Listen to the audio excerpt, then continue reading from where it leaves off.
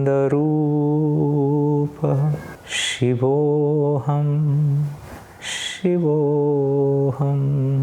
You want to start with it? I just had a thought in my mind of your conversation about following and studying. And then when you mentioned that it's a constant search of what is yoga, in my mind it was more following. That question is a following question, where to study I would ask why yoga? Like why should we do this yoga? As opposed to just what is it? And don't make money, so they're here. But Yeah. I know why it is, they might actually practice it. Agreed. I mean, that's where the idea of why, that hetu part, the purpose part, is the fundamental question. I stuck to what is yoga because it's the first chapter in Light on Yoga, what is yoga? I would think someone who's gone to the book called Light on Yoga has some curiosity, and then you're starting on to that. I don't know why Light on Yoga has not dealt with why yoga, but why anything? Why anything at all? So why is extremely important question. Why is extremely dynamic question, which is that why is, I mean, the answer to that singular, seemingly singular why is extremely live question. It will change every moment. Why did you decide to wait for this chit chat, and why did you not leave? Why did you have a cake now, and why did someone not choose to have a cake now and hope that the cake remains to be had later? And then as much why is important, that much also, and its ever-changing answer, also why can turn into a question which begins to have almost a pseudo continuous query. If we found a why, we need to go with that why. That why answer may change.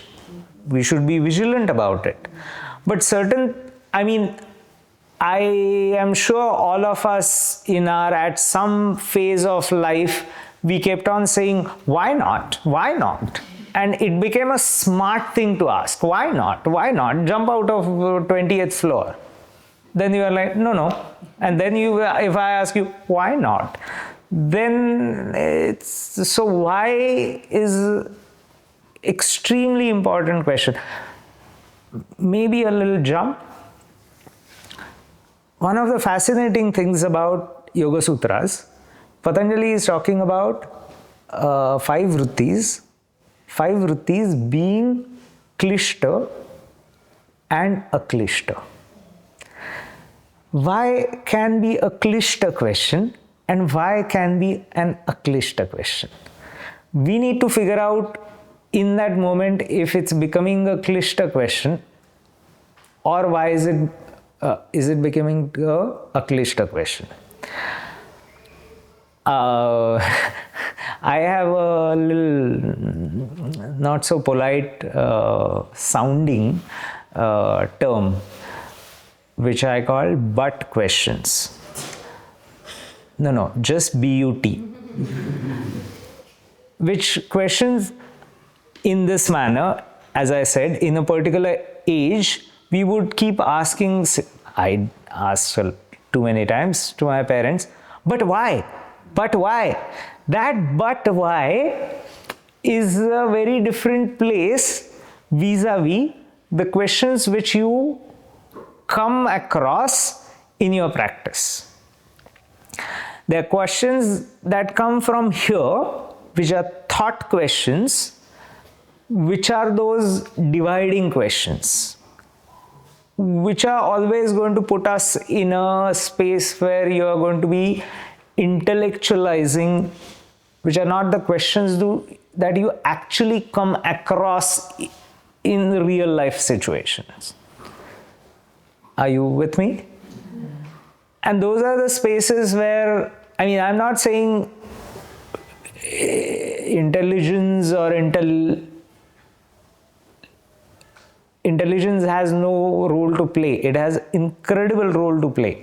One of the most brilliant things we can find is the fact that, when they are talking about, if they are trying, they are saying the components of chitta, they are talking about mind, ego, intelligence. So then the counterbalance of three people holding each other and throwing their weight on one side. Another way I like to look at it, you have seen the auto rickshaws in India? Yeah. So in those auto rickshaws in India, I always like to describe that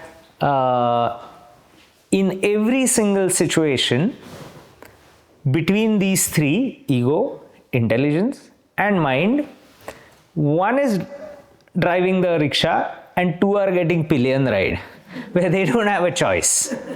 Many a times, the ego is driving the rickshaw and intelligence and mind are like, no, take a right, no, take a left. And the ego is like, I want to go here. Sometimes our emotions take over where the ego and intelligence sit at the back. Isn't it? And sometimes the intelligence comes to the wheel and takes us in another space. Now, the difficult and tricky part is this is not voluntary. That's where that why yoga is. This can become a training ground where can my ego be a voluntary, can it play a voluntary role? As I was saying, for Parshva Shirshasana, we need to formulate an ego. If yesterday what I was saying, if I make a statement, I don't know, that's not true. And if I say, I know, that's not true. So,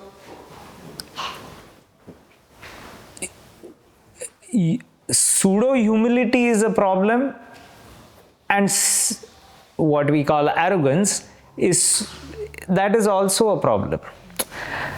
So then, can we make things voluntary is the process of yoga. I'm sure people find their calling in, as you were saying, in swimming.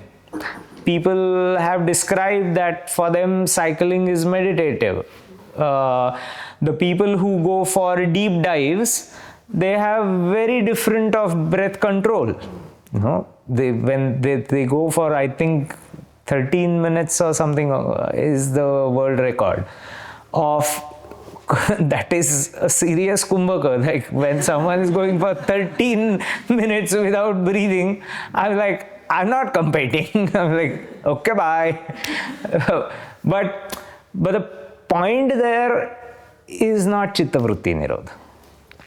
So when we are talking about why, that's why I'm saying that just the bendability, if that is the purpose or that is what we are looking for, then that why is different. The moment we are looking at the context that asanas are part of Ashtanga, Ashtanga is part of the entire scheme that has been presented.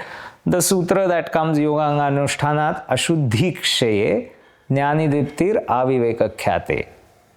This book, no? You want to read the translation straight away? 2.28.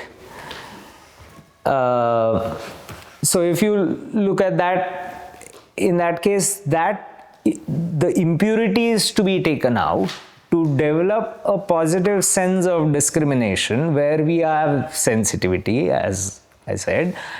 In that schema of things, in that context, the asanas will play a different role.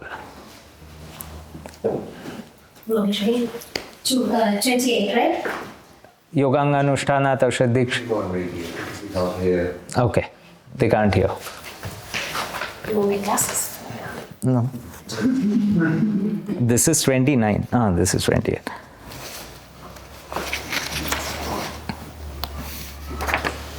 Yeah, 2.28.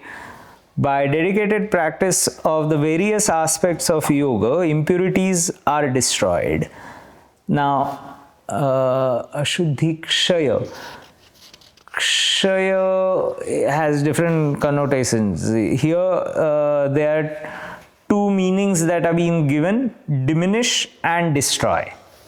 But in the text, it's written impurities are destroyed. The crown of wisdom radiates in glory. So that is the context of asanas. Where do Ashtanga come? In the context of this. So then that if our why is I'm doing asanas for pranayam, it will have a different trajectory. So that why is a great question, and why can be a loop where it may lock us. What is ego? What is ego? You tell me. I mean, the way it's defined is the I. But I think there's more to it. And that's what I'm trying to figure out. Okay. So that we have a friend, and he many a times points out that Patanjali has not actually word ahamkara, and he's used asmita. Now it has such lovely shades of the sense of I, and we can look at that question multiple times in a situation, because again in an armchair position, ego, sense of I-ness, identity, we can keep changing it. In a situation, whatever that I is takes a shape, and I think if I remember correctly, Guruji speaks about this aham akara. Akara is shape in Light on Life. I'm not 100% sure. So in a situation, my sense of I needs to stand up to deliver. If I am a parent, I am going to, in a situation, take that sense of I and not keep it neutral, so to say. I need to put some color on it and put it on display, which is going to role play. In that sense, ego will have a coloring of either my intelligence. My child has fever. In that case, I'm going to decide to give a paracetamol, where my intelligence has colored it. My child, someone is shouting at my child, my emotion is likely, I'm just saying as an example, is likely to go with that and react to that situation in a different formation. So whatever I is shaped up in a situation is the broadest I, or most exhibited I, let's say. That's the sense of ego that will keep on surfacing. Internally, when, the capital S they begin to use for the larger universal self, essentially and eventually, in the third sutra, as they say, tada drashtu swarupe avasthanam. In that case, that self is so purified, and that is not that ego. Does that explain anything? So it's getting rid of the I so that eventuality shines through. Yeah. Does that make sense? Somewhat. Different layers. Different layers. I mean, one of the things that always given an example of is peeling off the onions. So you peel out and peel out and peel out and peel out, but then onion is called tamasic. But huh? There's some crying involved too. Yeah, there is some crying involved too. So yeah. Yeah. Yesterday you brought up the subject, fast subjects of going through the active, Passive. seems to explain so much about what we do in Iyengar yoga. Uh-huh. And yeah, I don't know how to formulate my question, but I found it so interesting in like how to apply that to your practice and when to apply the different aspects as well, like when you're tired or when you need energy or just See, sensitivity. now on much more practical level of things,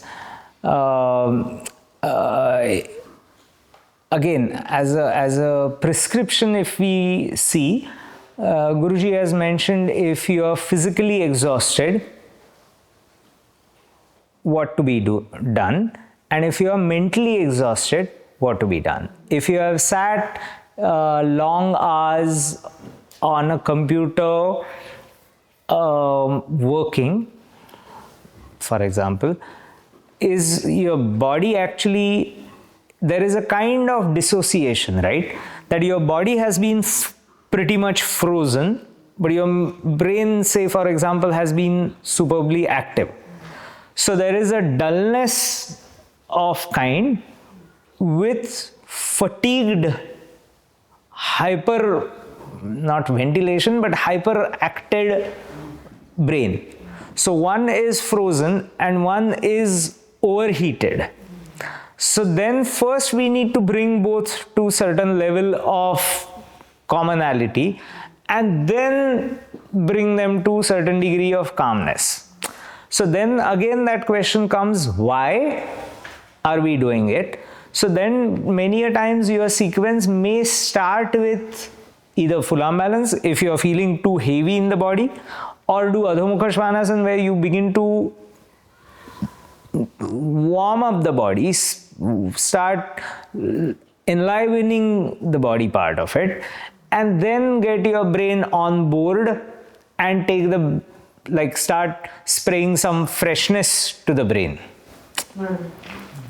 And the breath is always going to be critical on it. Like when you go for full arm balance, yes, if you are physically exhausted and you are trying to hold full arm balance, you are going to heat up both the brain also and the body also.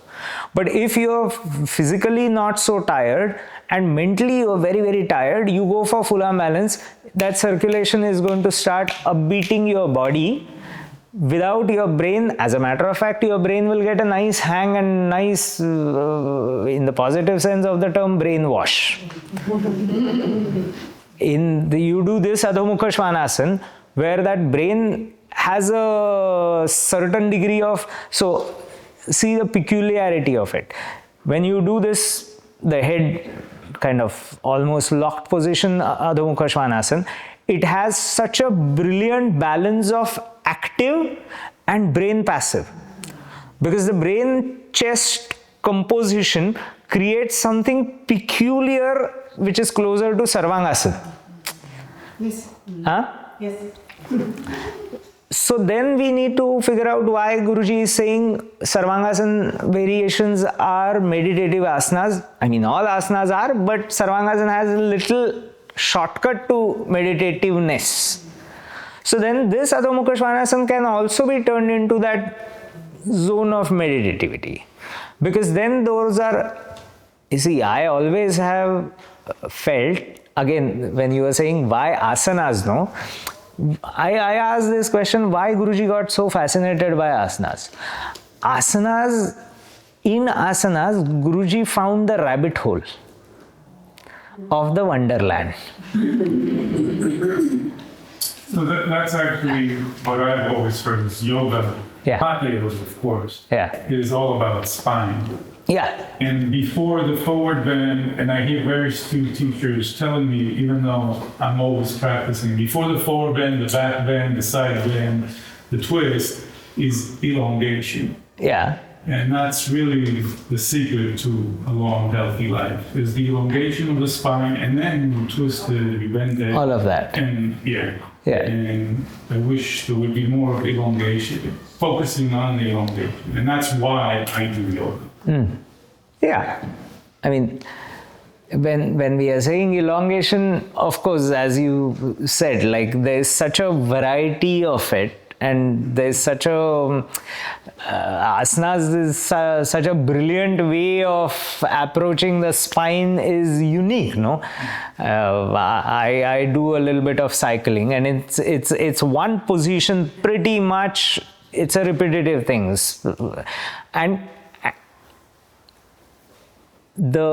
I'm certain that the painters, when they are painting, they get meditative. The swimmers get meditative. Asanas consider the spine. So I think yesterday I was mentioning that the spine is considered in asanas. The spine has such a phenomenal consideration, which is unique to asanas. I think I obviously don't know all the practices, but asanas surely consider that spine. Asanas consider, and not just spine, all the systems. Yes, sir. Did I answer you? Did I answer you? Yeah, I mean, it's a lifelong lesson. Yes, sir. Since you're talking about asanas, it'd be interesting to see how does the asana fit into. Munji talks about the 8 limbs of yoga. So of course we have all the others, nama, yama, niyama, etc. But generally we practice pranayama and asana. So just wondering if you could talk a little bit about how the other limbs, I guess, fit into the schema of things. In the schema of things. So why Iyengar system focuses so much on asana and pranayama as mediums to approach and access the other parts or other limbs, or as Guruji says, ashtadala.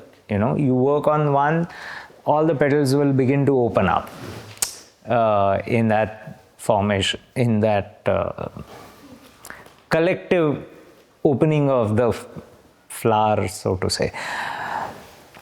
The tangibility of asanas, the availability of the asanas, and this Guruji has mentioned many a times, like Patanjali, in the first chapter, there's no mention of asana, he directly is going into Samadhi Pada, and he's describing all the Samadhi parts, descriptions, different ways of Samadhi in that. But for a general level of things, asanas become the entry point and preparatory point, and to that level where you can actually work with something. Once we have here, if we read the meaning of, say, ahimsa, satya, ahimsa, aparigraha, all the yamas and niyamas, tapasvadhyaya for pranayam. Okay, I understood the words. How do I practice it? What is the mode? What is the methodology to practice it? I understood non-violence. Okay, ahimsata pratishtayam tas sannidau vairatyaga. My sense of hatred, my sense of animosity goes away once the ahimsa is established. Okay, I understand it here. How do I practice it? How do I practice it? What is the mood? Where can I see it? It shouldn't remain an intellectual pursuit, and that is where we need to to figure out, we see within ourselves, we see within our practice, and then that needs to come from the mat, off the mat, and start seeing, say, my interactions. In a relationship, in one of Guruji's interviews, he had said, in a relationship, you are able to compare. In a relationship, we are able to reflect. Am I being a nasty person to the other person? Starting with that. Am I lying to someone? These are the most, again, surface level meanings of Satya. What is Brahmacharya? What is Aparigraha?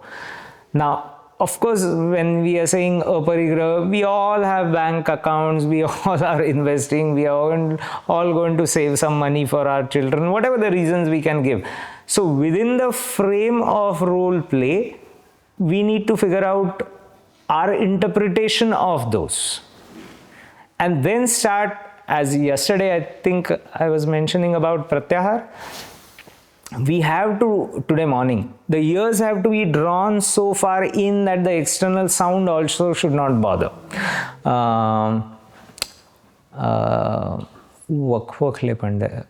The desperation of senses, okay, the vrittis are going to be continuing. We getting affected by the vrittis should stop.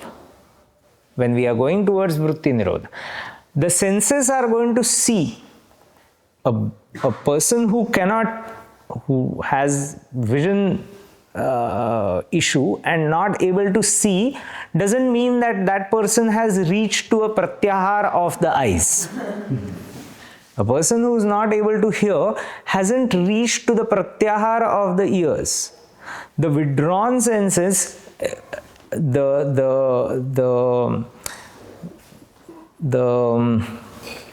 desperation of seeing, the desperation of whatever your senses, that being outward, once that is being gone, your reactions are changing.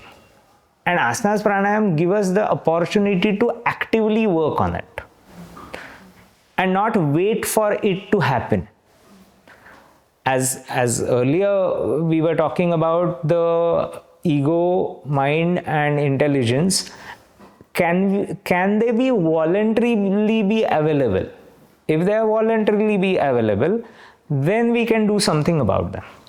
But if I don't know how to pick up this watch, it's not tangible for me, no? I don't see my ego. When in a situation, if I'm able to see my ego taking the driving seat, then maybe both intelligence and mind hopefully pull it back, and one of the hopefully sensible ones will be riding the rickshaw. So that's why asanas and pranayam is and as Guruji says, that it's the means and the end. I mean, finally, when we are talking about end also, in the schema of Yoga Sutras, as Prajanji says, that the full stop point, what is a full stop point? Just a sec. I'll just tell you a small story. So Guruji at some point of time was being interviewed, and the person said, Guruji, have you gotten enlightenment? So Guruji just laughed and said, it's an irrelevant question. So that person kept on probing, no?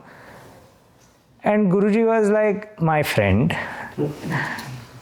if I say yes, that's a very egoistic statement to say, I am enlightened and I am not going to make any such statements. If I say no, that's also not true, so I'm not going to say that.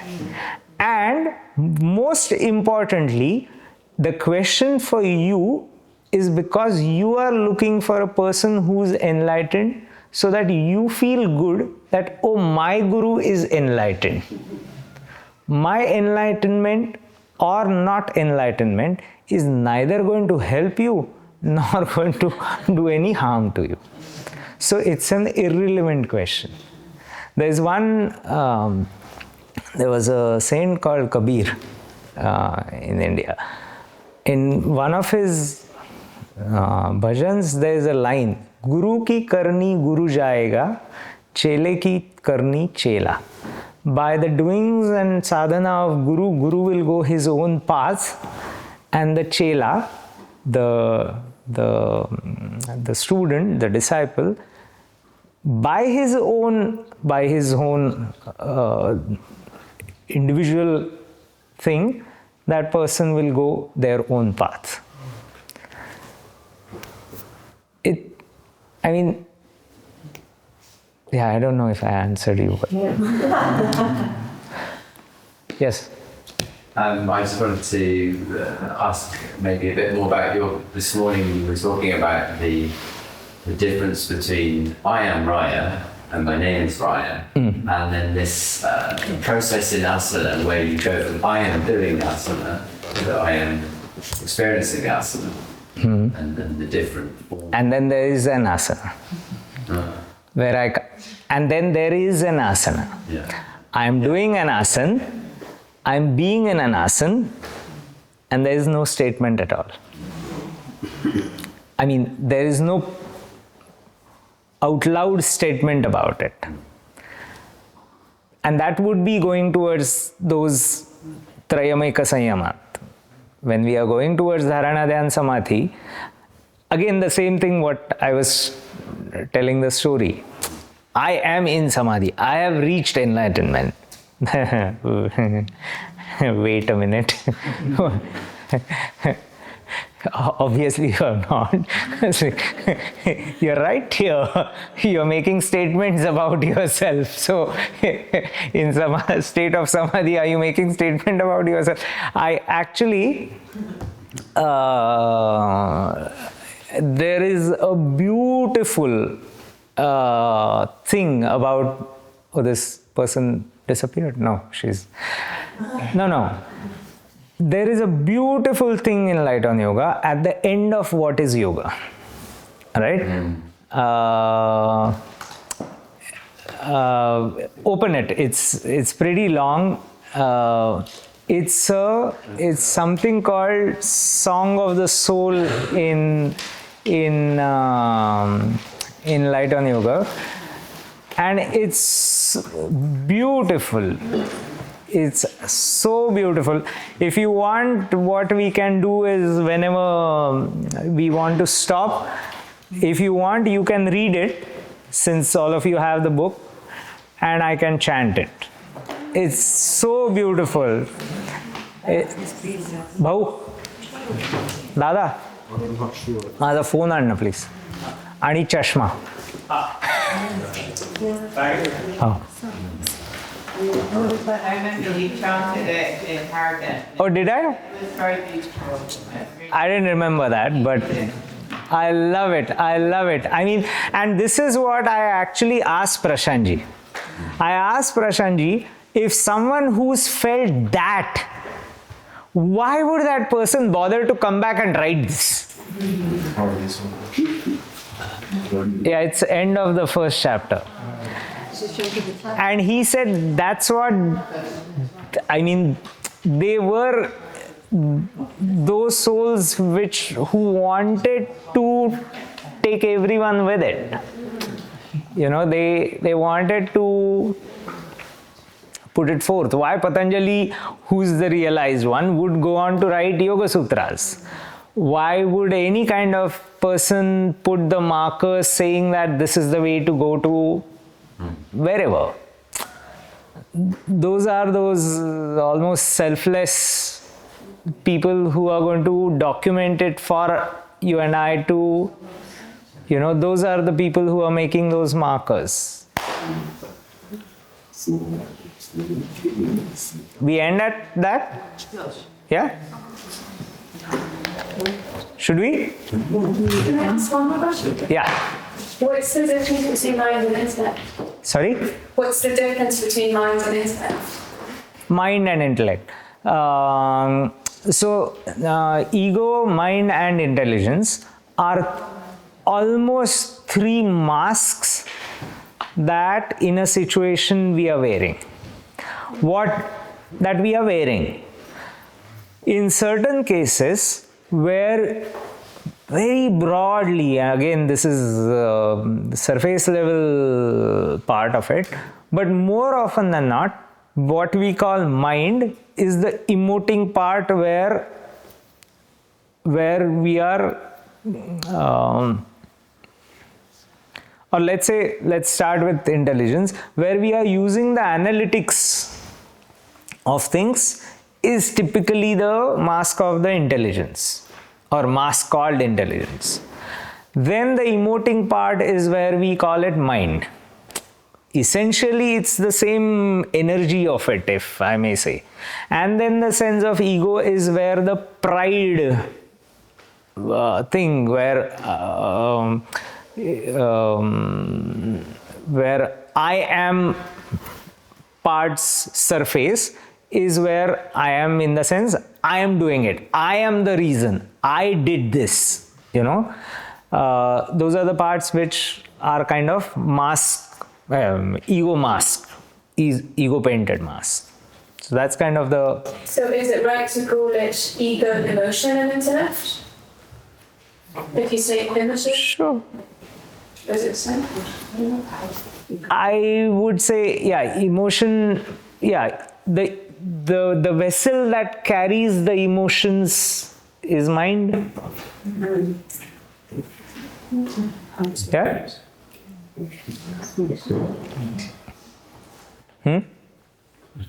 The analytical part, the vessel that carries the analytical tools is intelligence.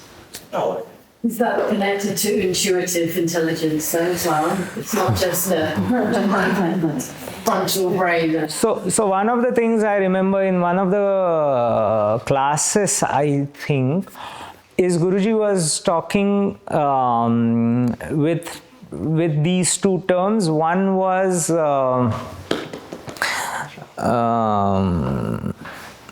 instinct and intuition.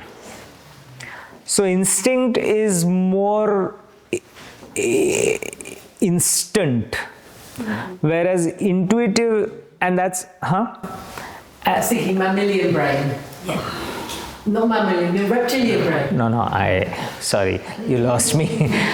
And then intuition is something that over the period of time which has gotten developed, kind of thing.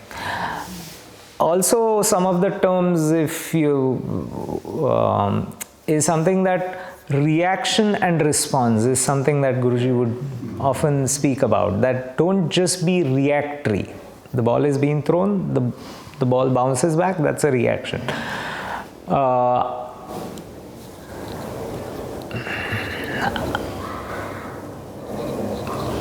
My wife has cancer, and she dies with cancer.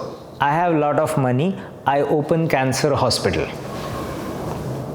You see what is it a good example? I don't know. No. I mean, that becomes a reactory act. Till that point, I never thought of opening a cancer hospital. But that became a kind of thing that happened, and I reacted to that thing.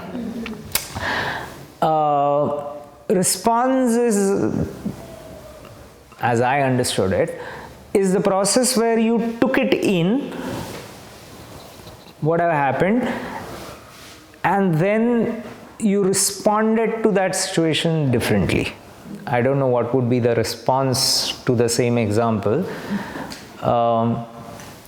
Actually, I would say, could it not be that the reaction would be that he starts drinking alcohol and goes down route, but instead he responded and go, what can I do with all my money that will give back? So it could actually be interpreted, yeah. So, and I mean that this is something that I always find difficult, because the words and the way we can formulate and advocate the argument. My nephew is learning law right now, and it's crazy how he does a lot of debates and stuff. He's like, and he has like such brilliant take, and he's like, which side do you want to present? For or against? I'll present it that way. So in certain sense, and the intelligent people will be able to do that. So yeah, I mean, we can use the words, and it's another thing that why this gentleman is gone. No, you are here. Why Guruji said you need to actually work on your asanas and pranayam and not just be present in your head, because words are something which are very deceptive. They'll give us a feeling of high of sorts, words and where it can create a lot of froth with not much substance. Words are in that sense very scary. Words are in that sense, yeah, they're scary. Like they can create such a magnificent cloud out of nothing. So yeah, that's why Guruji would often say, I want them to experience it. What is that? That's why I said, I am doing asana, I am in an asana, and that I has to merge where there is only an asana. How do you make statement about it? Like one of our friend always says, our expression also, I love you. It's like, I am doing a big honor on you, or a big favor on you, that I love you. Like, I am the big one, and I'm doing a favor by saying that I love you. But that actually in the process of loving someone, that I actually has to kind of disappear. And the you also should. Should is a scary weapon. Would, hopefully. Just to expand on that, the three parts of the consciousness that we're talking about, manas, buddhi, ahankara, they're all necessary, and I think it's quite easy to kind of put them in a hierarchy almost, like ego is bad and then mind is a bit better than lots of, do you know what I mean? It's how it's absolutely. Absolutely. They're all part of the function of the consciousness. Absolutely. And what happens is that they identify erroneously as self. I mean, and the functioning of things, we need to have that positive ego, no? That I-ness will be required to be in a situation. But my interpretation of manas is that it's very much related to the senses, so that it's in your entire embodiment. In terms of, I think in Western philosophy, people think that the mind is all here in the head. But, I know Guruji's going to say there's the intelligence in every cell of your body, but I feel like that manas is in your responses to things. Show me where the body ends and where the mind begins. Where the mind ends and soul begins. That's BK Iyengar. That's what I'm saying. The moment we are using words to say these things, by definition, what are words? The words are definitions. And that's the problem with words. They are boxes. They are isolated boxes. That's the problem with it. They're limiting, but they're also sharing, because actually you're saying that they give us so much. For me, it has always been one of the most curious cases of, and I'm not sure, paradox or irony. We make so much noise to speak about peace. That was so We use so many words to speak about silence. It's most paradoxical and or ironic, I'm not sure what it is the situation. Huh? I actually wanted to ask if ever in Guruji or Gitaji's teaching, or Prashanji perhaps talked about it, was it ever practiced to have like sort of silence incorporated into the institute or in other parts of their practice? Like in Vipassana, like in, you know, like in tradition, like noble silence for long periods of time. No, of course. As a matter of fact, that's the whole.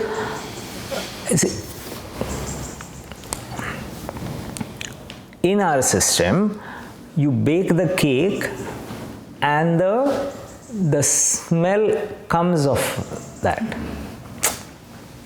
You can't say, I am going to bake the smell. That is what asana pranayam again does. It bakes us so the smell comes of it. Why those later three, dharana, dhyan, samadhi, you cannot do, and that's what Guruji kept on saying, that you can't do meditation. I am meditating.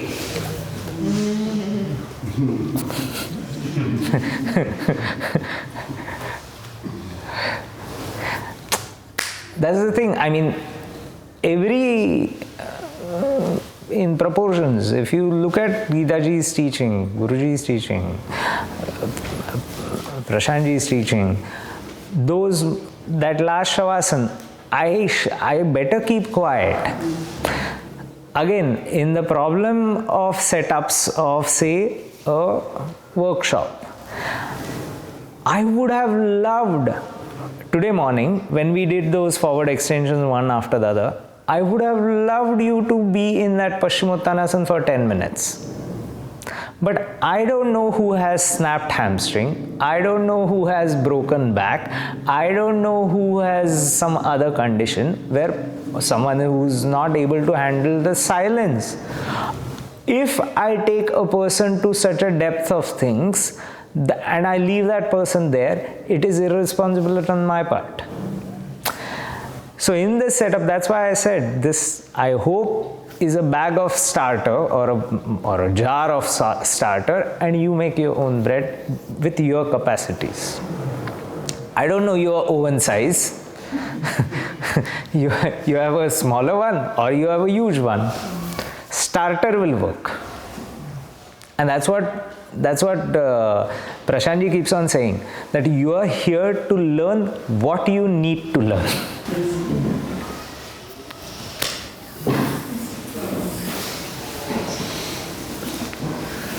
My experience when he was sure that is that my understanding in a small way, my intellect has never been to a bad Iyengar class. My ego has been to hundreds. Sorry?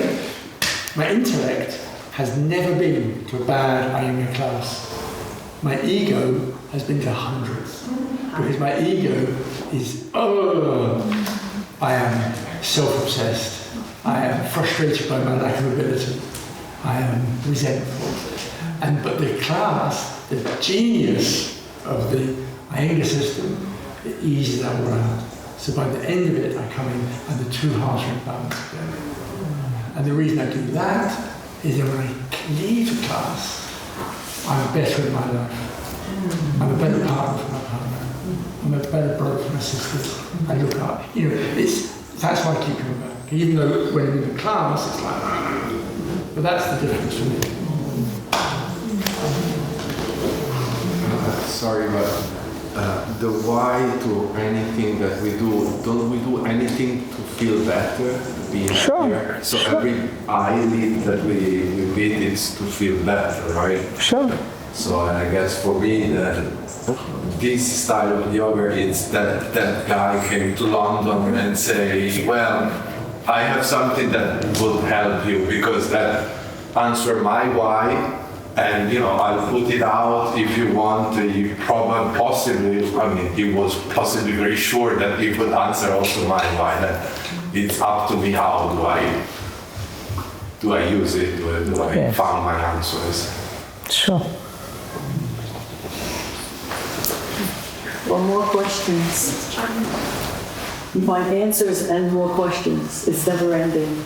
Sorry? You not only find answers, but more questions. I think it's never ending because I've learned something on the mat every single time I've been in practice, and that's many decades. And I always feel better after the practice than before. So, what would you do with it? That's lovely, no? Yeah, that's... And maybe to say something about the topic of mind and intelligence and ego stuff, like in the end, because it's also a language thing, you know, I think language sometimes makes it difficult in English and like more than Sanskrit and these kind of things. But Iyengar has really nice, in the English version, like descriptions of these words, and also I think it clarifies the difference for me quite well, so maybe a suggestion. Yeah. Those who want to know more, they just read the back of the book. Yeah. Huh? In the index. Yeah, like... In the index, yeah. And also, I mean, one of the lovely ways, again, we are going back to words, but one of the beautiful things about indexes is the 8th volume of Ashtadala Yogamala, which is full of indexes. So every place, no, really, if you look at, say, I think supine asanas, and you want to see what different places Guruji has spoken about supine asanas, then you can, you know, refer to that, and those who are more, it's easier to use. Ashtadala Yogamala is available on Kindle. So it's much lighter to carry. So that's what I carry when I'm going around. And so is Light on Yoga. Light on Yoga, I don't get paid by these publishers for publicizing them or advertising them. But Light on Yoga, one of the things that I really love about Light on Yoga Kindle version is the fact that you can click on the photo and make it big, and they have cleaned it up and it's neat and clean, and you will be able to really see, like, you know, whatever, the back of Setuban Sarvangasan very differently. Yeah. I don't know if there's anyone who's tried to AI and have a side version at the back version and the top, not version, angle, try to create, I don't know if, 3D model. A 3D model, 360 and 360 and 360 and 360 of, you know, when you go to buy a car or whatever, now they have, like, you can see it from all angles and stuff. I have it, but I can't share it, which is in here. You know, and Guruji actually had pointed it out. He had told me to go for a demonstration, and he saw me practice, and one of the things was this, that he said, look at Mula Bandhasan. So that was his kind of pointer, and he said, show the back view of Mula Bandhasan when you are demonstrating. So back view to the audience. Have a look at Mula Bandhasan back view, and he said the way, and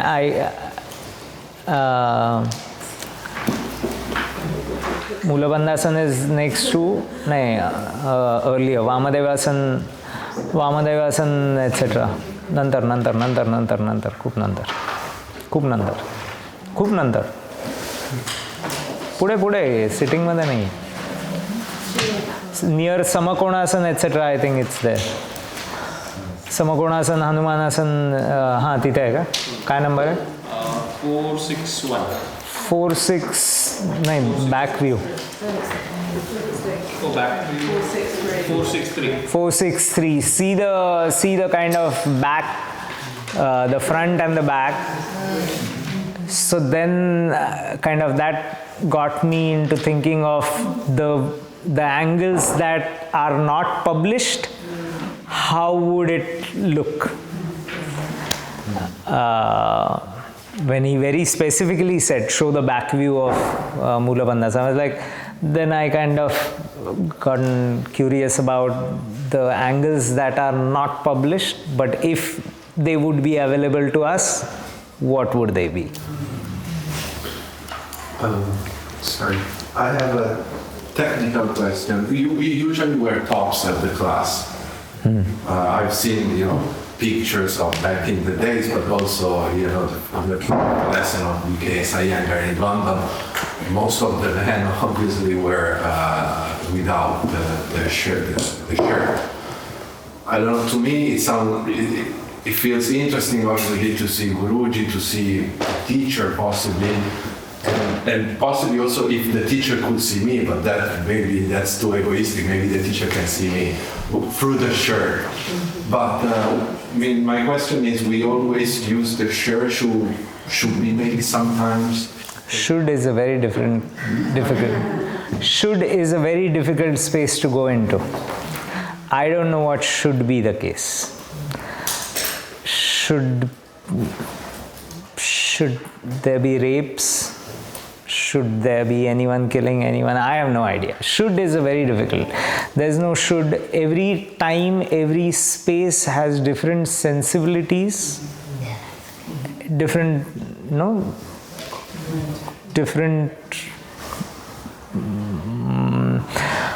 personal boundaries. Like I can see such a contrast between the Italian hospitality and the sense of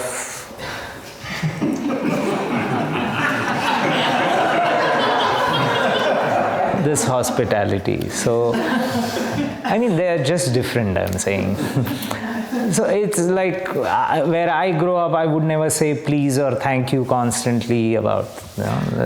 So each space has such different sensibilities and mannerisms, and so I have no say if should you be wearing a t-shirt or not.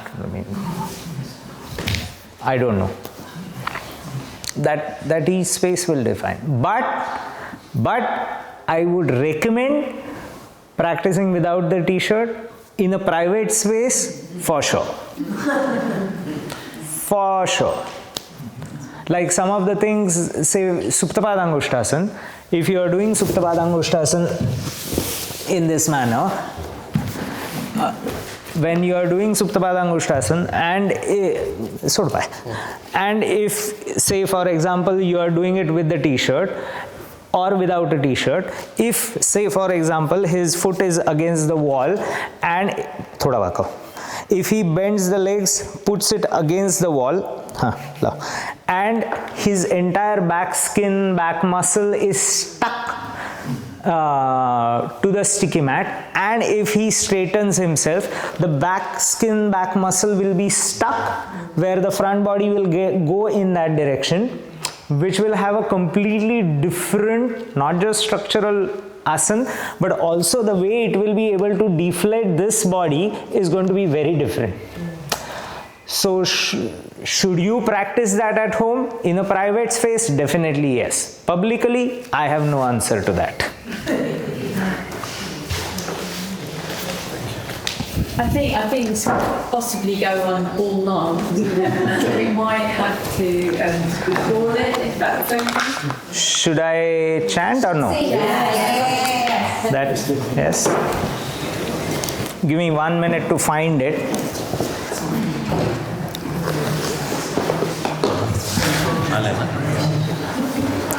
Oh.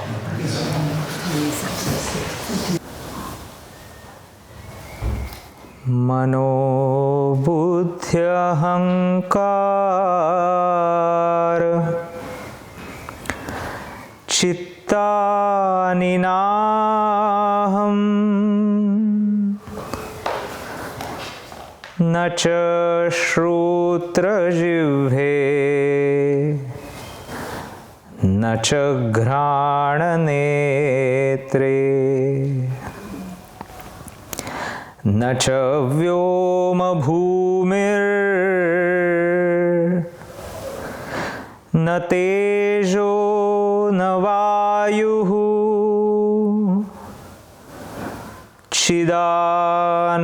चिदानन्दरूप शिवोऽहं शिवोऽहम् न च प्राणसंज्ञो न वै पञ्चवायुः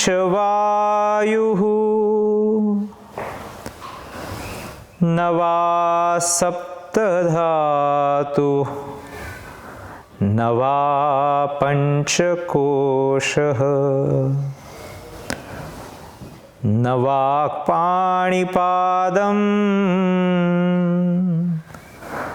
न चोपस्थपायु चिदानन्दरूपः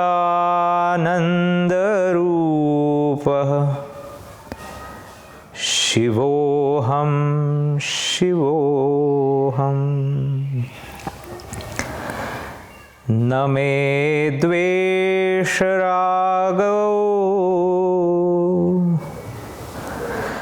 न मे लोभमोहौ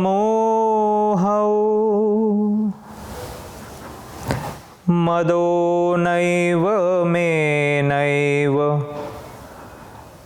मात्सर्यभावः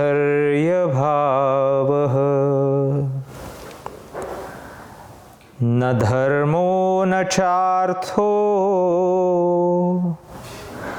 न कामो न मोक्षः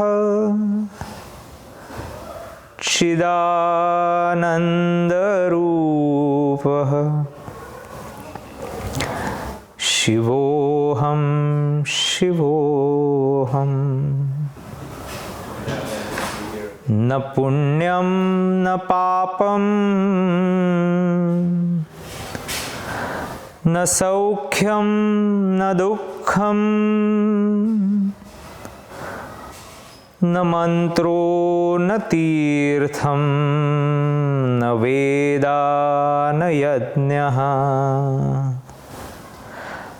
अहं भोजनं नैव भोज्यं न भोक्ता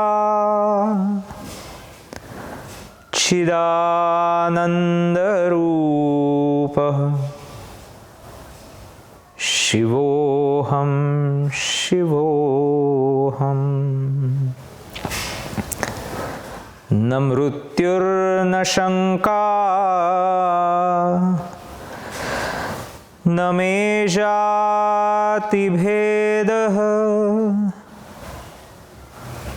पिता नैव मे नैव माता न जन्मः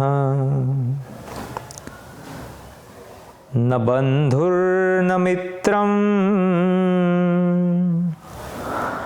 गुरुर्नैव शिष्यम्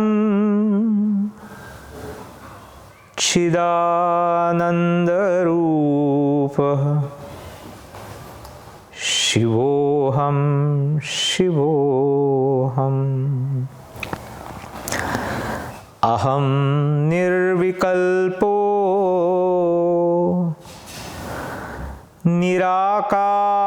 निराकाररूपो विभुत्वाच्च सर्वत्र सर्वेन्द्रियाणां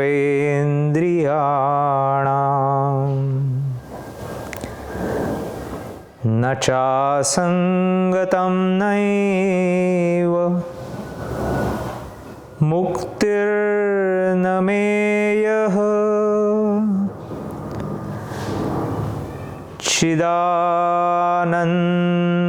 चिदानन्दरूपः शिवोऽहं शिवोऽहम् चिदानन्दरूप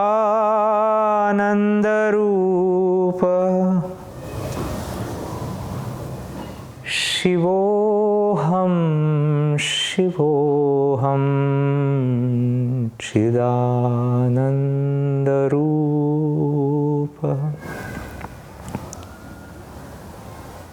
Shivoham, Shivoham, Shivoham, Shivoham.